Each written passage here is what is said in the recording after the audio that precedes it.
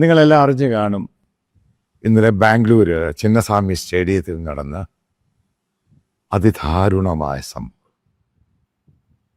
ഏകദേശം 11ഓളം പേരാണ് കൊല്ലപ്പെട്ടത്. കർണാടക പോലീസിൻ്റെ റിപ്പോർട്ട് സ്റ്റേറ്റ് ഗവൺമെൻറ് കൊടുത്തപ്പോൾ കർണാടക പോലീസ് അതിൻ്റെ അകത്തുനിന്ന് പൂർണ്ണമായിട്ട് ഒഴിവായി.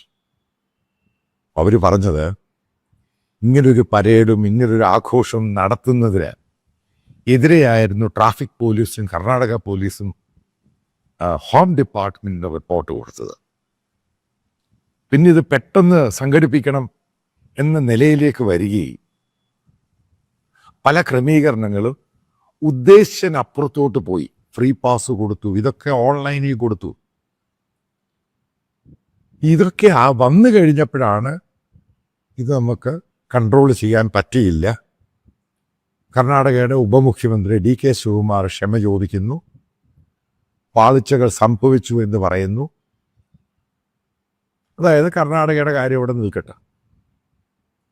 അടുത്തൊരു പ്രധാനപ്പെട്ട ചോദ്യം എന്ന് പറയുന്നത്, ഈ കഴിഞ്ഞ 5 വർഷമോ അല്ലെങ്കിൽ 10 വർഷമോ എടുക്കുകയാണെങ്കിൽ ഇന്ത്യയിൽ ഈ ആൾക്കൂട്ടങ്ങൾ, അതായത് സ്റ്റാമ്പേഡ് സ്ഥിര പരിപാടിയാണ്. പല കാരണങ്ങളുണ്ട്.